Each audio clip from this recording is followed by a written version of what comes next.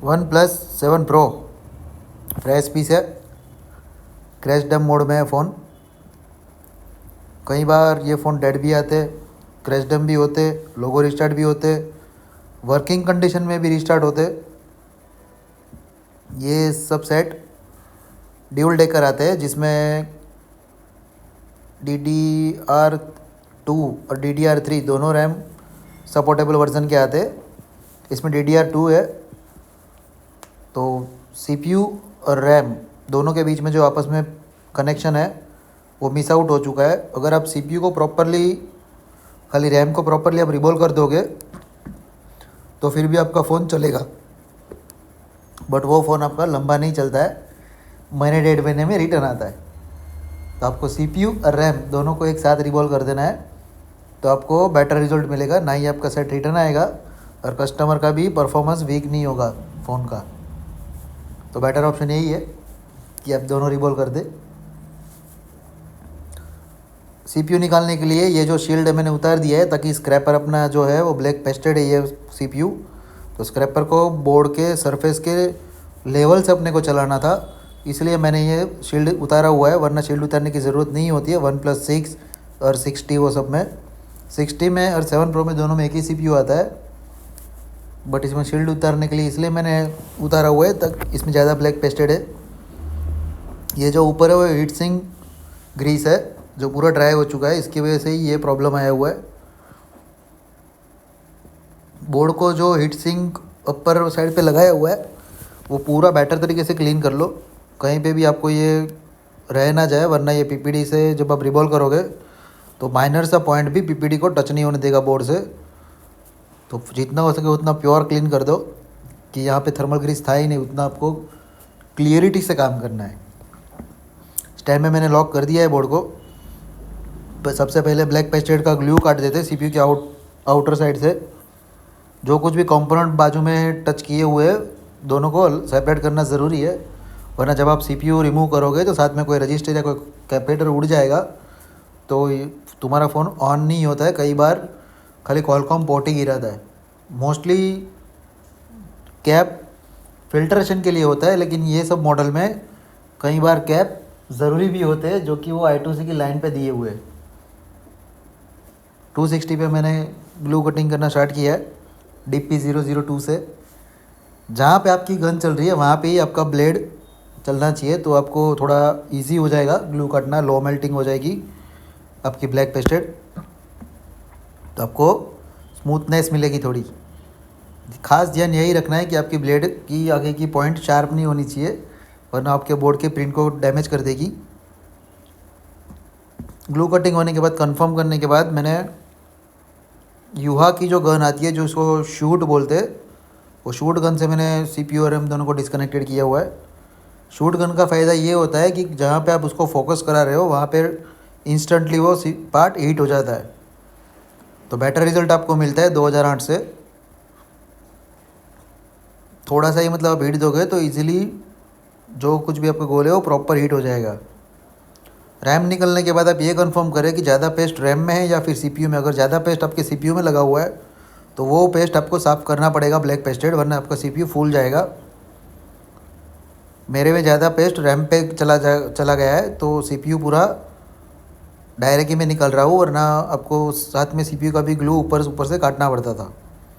जबकि बोर्ड गर्म होता है तभी आप पेस्ट का यूज़ करें, तो ऑलमोस्ट जो कुछ भी PPD आजू बाजू के पार्ट पे लगी हुई है वो आपको सीधा दिख जाए और यहाँ पे ही रुक जाए, PPD आगे जा नहीं सकती है। और लो मेल्टिंग के लिए मैंने शोल्डर वायर का यूज़ किया हुआ है। टेम्परेचर है मेरा 320। जो PPD कंपनी ने यूज़ की है वो 350 के आसपास मेल्टिंग होती है, 283 290 के आसपास। इसलिए मैंने लो मेल्टिंग के लिए शोल्डर वायर का यूज़ किया हुआ है कि जो 183 190 तक में वो लो मेल्ट हो जाती है। बॉल जब मिक्सअप हो जाते हैं तो आप शोल्डर से इजीली उसे आप गुडविक के थ्रू ले सकते हैं। ड्यूल टोन गुडविक का मैंने यूज़ किया हुआ है। जो कुछ भी ये पार्ट आजू बाजू में हिले हुए उसको आपको टच नहीं करना है।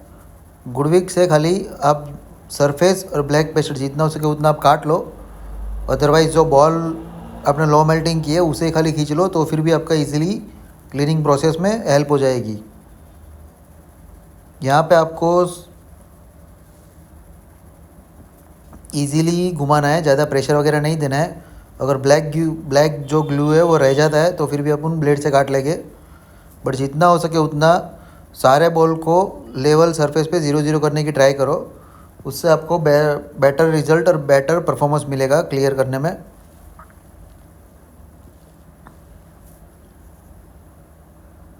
गुडविक के आगे के पॉइंट पे जब ज़्यादा आपका शोल्डर हो जाता है तो थोड़ा काम करना स्लो कर देता है, तो आपको बार बार उसको काटना पड़ेगा, या फिर आप रोजिन में डिप करके यूज़ करो तो इजी हो जाएगी प्रोसेस।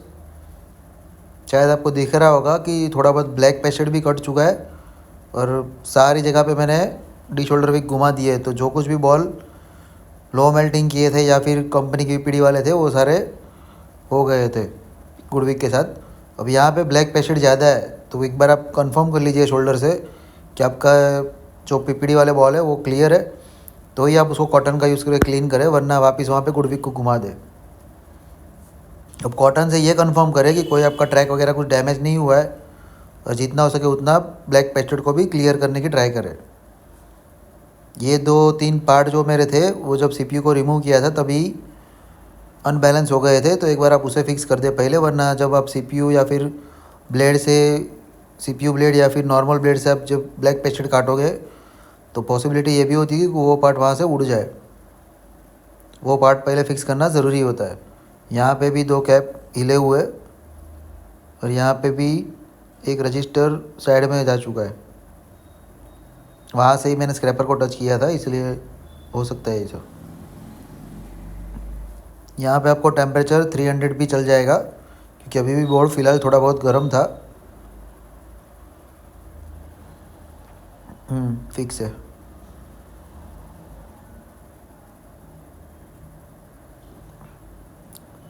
यहाँ पे आप ज़्यादा टेम्परेचर का यूज़ ना करें, नीचे चार्जिंग आईसी दी हुई है वो भी ब्लैक पेस्टेड है तो उसके बॉल ना निकल जाए, वो एक बार खास ध्यान में रख ले। एंगल इसलिए मैंने घुमाया हुआ है, ज़्यादा हीट देने पे चार्जिंग आईसी अपना पीपीडी छोड़ देगी तो या फिर सब बॉल आपस में मिक्स हो जाएंगे तो बूटिंग कुछ और ही हो जाएगा। ओके क्लियर है। अब आपको जो ब्लेड सूटेबल होती है या फिर सीपीयू ब्लेड या फिर आपके पास ग्लू का क्लीन का ब्लेड है तो आप उसे यूज़ कर सकते हैं। मेरे को 11 नंबर ही सूटेबल होता है, तो 11 नंबर के ब्लेड का मैंने यूज़ करते हुए जो कॉर्नर में ब्लैक पेस्टेड है वो और जो सीपीयू के इनर साइड पे जो पेस्टेड है वो सब मैंने 260 पे ही मैंने क्लियर किया हुआ है। सबसे पहले लो मेल्टिंग किया था वो इसी वजह से किया था ताकि कोई भी बॉल आपका बड़ा या फिर अनबैलेंस बॉल हो तो जब आप 260 पे काम कर रहे हो तो वो बॉल कटना चाहिए, आपकी प्रिंट नहीं डैमेज होनी चाहिए, इसलिए लो मेल्टिंग ज़रूरी होता है। कई बार कोई लोग यहाँ पे पीपीडी का यूज़ करते हैं लो मेल्टिंग के लिए, तो लो मेल्टिंग में पीपीडी का यूज़ अगर आप इन डायरेक्टली शोल्डर पे लेते हो तो आप तो कई बार आप डायरेक्टली शोल्डर पे पीपीडी लेते हो तो ही आपका काम सक्सेस होता है, वरना कोई लोग बोर्ड पे पीपीडी को छोड़ते हैं। तो कई बार ऐसा भी होता है जब आप शोल्डर पास में लेके आओ तो सारी पीपीडी आजू बाजू में उड़ जाती है, तो आपस में कोई भी 2 पार्ट शॉर्ट हो जाते हैं तो इसी वजह से बूटिंग नहीं आता है, या फिर जो बंदा रिबॉलिंग वगैरह कर रहा है वो रिबॉलिंग करता ही रह जाता है और फ़ोन ऑन नहीं होता है।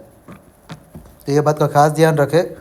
लो मेल्टिंग के लिए सबसे बेस्ट शोल्डर वायर ही है, आप उसे कैसे भी यूज़ करें तो वो अपने पॉइंट को यहाँ पे छोड़ती नहीं है, तो बेस्ट वही परफॉर्मेंस आपको देगा। तो शोल्डर वायर का यूज़ करें, जो कुछ भी आपको वहाँ पे सूटेबल हो, ऑसवर्ल्ड मैकेनिक जो आपको नज़दीक में मिलता रहेगा वो भी चल जाएगा।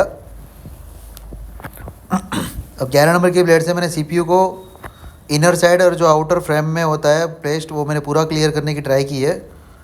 खास आपको यही ध्यान रखना है कि आपको कोई ट्रैक कटना नहीं चाहिए, अगर कोई भी ट्रैक आपका डैमेज होता है तो आपको ज़्यादा मेहनत करनी पड़ेगी, और सीपीयू के लिए वो भी अनसेफ हो जाता है ताकि कभी अब ट्रैक वगैरह जंपर से बनाते हो, कई बार पैड वगैरह लगाते हो तो वो ड्रॉप डाउन के टाइम पे वो टूट जाता है, और सीपीयू में जो ऑलरेडी कंपनी ने दिया हुआ है वो थोड़ा यूवी वगैरह से हैवी होता है, तो ड्रॉप डाउन से भी ये प्रॉब्लम नहीं करते। तो खास यही ध्यान रखो कि आपका कोई भी ट्रैक डैमेज ना हो और इजीली और फटाफट काम हो जाए।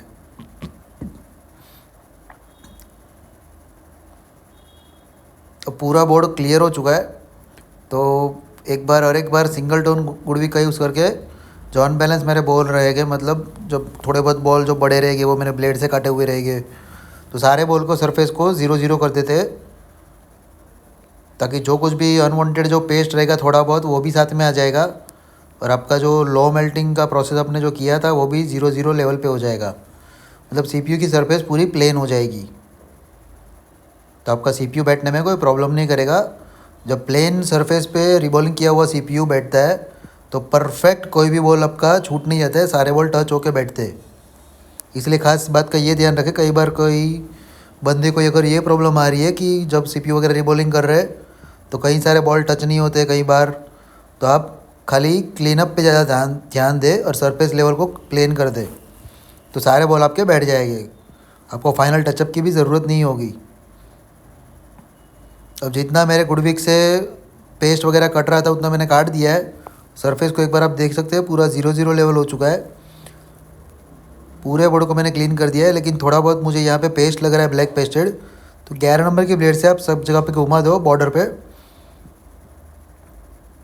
क्योंकि कई बार जो बॉर्डर पे ग्लू रहता है वो सीपीयू को प्रॉपरली स्टैंड बाय पे मतलब बैठने नहीं देता है। तो ख़ास आप ये ध्यान रखें कि वो सरफेस पूरा क्लियर हो जाए। शायद आपको दिख रहा रहेगा कि वो ब्लैक पेस्टेड जो कुछ भी थोड़ा बहुत बचा है वो निकल रहा है। यहाँ पे भी आपको ज़्यादा प्रेशर वगैरह नहीं देना है, वरना आपकी प्रिंट आपको दिखने लगेगी, आपस में दो तीन बॉल मिक्स हो जाएंगे। अब क्लियर है।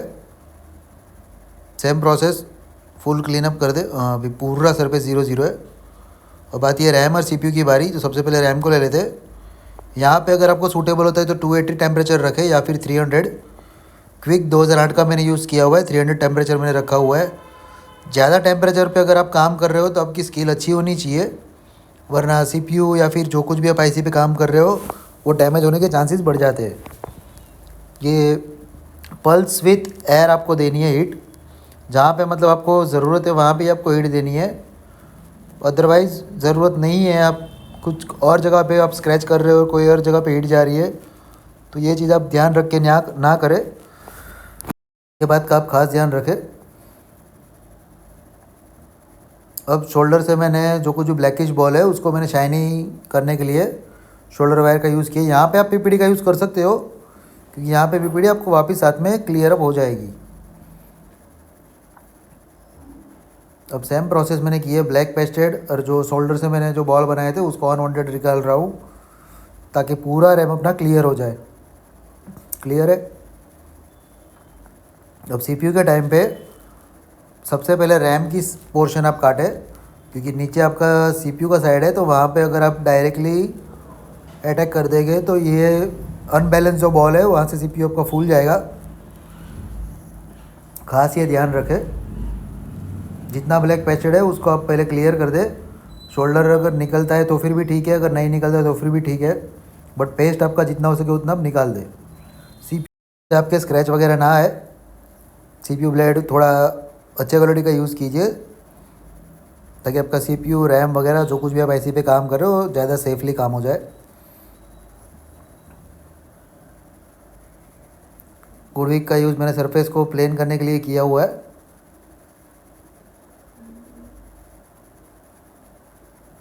अब आप सीपीयू की साइड अगर जाएंगे तो ये सरफेस पूरा 0-0 हो चुका है, तो आपका स्टैंड में भी प्रॉपर लॉक हो जाएगा, और कोई भी बॉल बड़ा छोटा सरफेस पे नहीं होना चाहिए, ताकि आपका सीपीयू डैमेज होने के चांसेस कम हो जाए।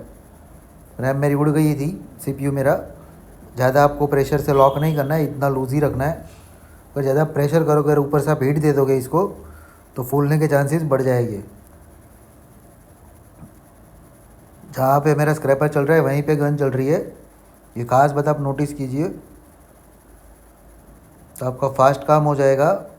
क्योंकि सीपीयू रैम वो सब बड़ी आईसियाँ जो सीपीयू के मतलब हार्ट है, वो सारे ज़्यादा टेम्परेचर को सह नहीं पाते, सीधा ब्लास्ट होने के चांसेस बढ़ जाएंगे। तो आप ये खास ध्यान रखें, जितना हो सके उतना लो टेम्परेचर और फास्ट मूवमेंट पे वर्क करें, मतलब हीटअप से सेफ रखे उसे। अब यहाँ पे सेम प्रोसेस मैंने की है, शोल्डर वायर पहले घुमा दिया है ताकि जो कुछ भी ब्लैकिश बॉल है वो थोड़ी शाइनी हो जाए, ताकि सीपीयू वगैरह रिबॉल करने में फर्स्ट शॉट में रिबॉल हो जाए। वरना कई बार 2-3 बार रिबॉल करना पड़ता है, एक आधा बॉल रह जाता है। बट आप ये एक बार ट्राई कर लो, कोई बॉल आपका बचेगा नहीं। जो कार्बनिश होता है वो पूरा क्लियर हो जाता है। देख लो पूरा सीपीयू क्लियर है। अब सीधा आप रिबॉलिंग प्रोसेस पे चले जाओगे इंस्टेंटली तो फिर भी पूरा रिबॉल हो जाएगा। फर्स्ट अटैम्प्ट में ही ये आपको रिजल्ट दे देगा। YCS की बीपीडी मैंने यहाँ पे यूज़ की है।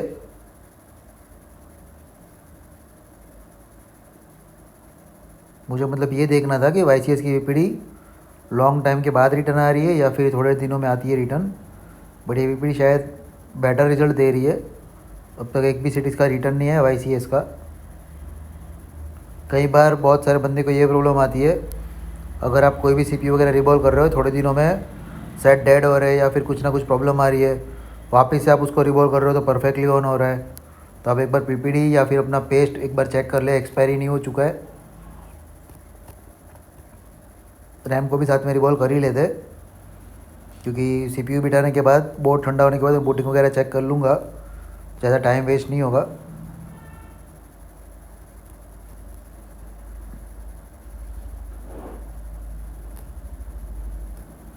ज़्यादा आपको दबा दबा के पीपीडी फिलअप नहीं करना है, जितना हो सके उतना हल्का तो सही काम करना है। शायद आपको नहीं दिख रहा है, सारे बॉल रिबॉल हो रहे, एक बॉल ये नहीं हो रहा है, वहाँ पे नीचे शायद कचरा रह चुका है कुछ। पेस्ट डाल के कन्फर्म कर लेते, अगर पेस्ट डालने पे अगर होता है तो ठीक है, वरना एक ही बॉल है साइड में लेके एंड में रिबॉल कर देंगे। नहीं हो रहा है। स्टेंसिल को जितना बेटर कंडीशन में रखेंगे उतना आपको अच्छा रिजल्ट मिलेगा, वरना कई बार किसी की टेंसिल मुड़ी फुड़ी रहती है तो रिबॉल करने में बहुत सारे प्रॉब्लम करती है। अब यहाँ पे एक बॉल को वो छोड़ देते और सीधा गन चला देंगे तो वो बॉल अपने आप ऑटोमेटिक अपनी जगह ले लेगा।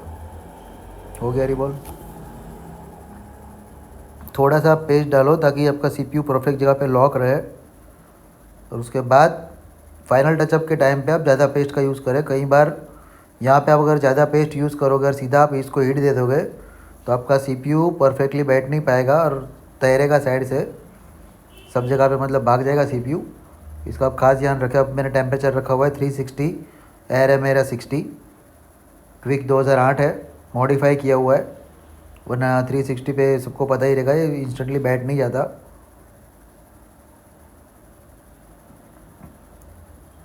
विदाउट पेस्ट अब कंफर्म ना करें। पेस्ट डालने से आपको ये आइडिया आ जाएगा, जो साइड से आप पेस्ट डाल रहे उसके एग्जैक्ट ऑपोजिट साइड पे आपका पेस्ट आ जाएगा, तो ही आप उसे कंफर्म करें, अदरवाइज़ हीटअप पे ही ट्राई करें। मेरा पेस्ट सब जगह पे आ चुका है साइड से, अब आप फाइनल टचअप दे के देख सकते हैं। हिल रहा है, ओके, मतलब ऑटोमेटिक अपनी जगह पे मूवमेंट लेना चाहिए सीपीयू। बूटिंग उसका आ चुका है परफेक्ट। इसका बूटिंग जंपिंग पे रहता है, 150 से 250 जंपिंग ही मारता रहता है, तो आपका सीपीयू परफेक्टली बैठा हुआ है। या फिर आप कंफर्म करने के लिए पीसी में कनेक्ट करें तो ये आपको 10-12 सेकंड के बाद कॉलकॉम पोर्ट गिरा देगा, तो आपका सीपीयू परफेक्टली बैठ चुका है। अब रैम की एंगल आपको याद रहती है तो ठीक है, वरना वहाँ पे डिज़ाइन दी हुई है, वही एंगल पे आपको सेट करना है। सेम प्रोसेस उसमें यही करना है। अगर आपको हीट ज़्यादा लग रही है तो 330 और एयर 60 पे ट्राई करें, तो फिर भी आपको रैम प्रॉपरली बैठ जाएगी। अब एक बार सीधा बोर्ड डीसी पे चेक करने के अलावा सीधा चेक ही कर लेते। अगर आपकी स्किल अच्छी रहेगी तो आपको बार बार डीसी का यूज़ नहीं करना पड़ेगा, सीधा आप फ़ोन पे ही कन्फर्मेशन कर सकते हैं। वाइब्रेट लेके कुछ आ नहीं रहा है, चार्जिंग पे देख लेते। कि जब फ़ोन आया तब मेरे पास क्रैशडम मोड में था, शायद बैटरी भी लो है, चार्जिंग एम्पियर ले रहा है।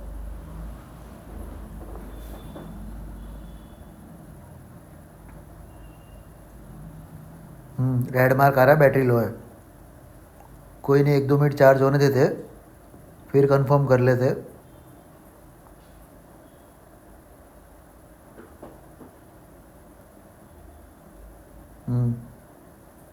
2% दिखा रहा है चार्जिंग, लेकिन बोर्ड का नीचे शायद एंटीना रह चुका है एक।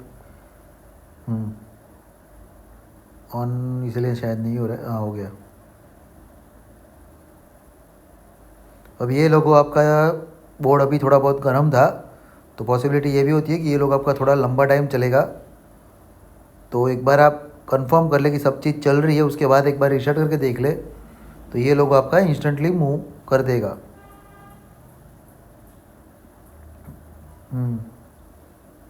सेकंड लोगो आ चुका है, मतलब परफेक्ट है।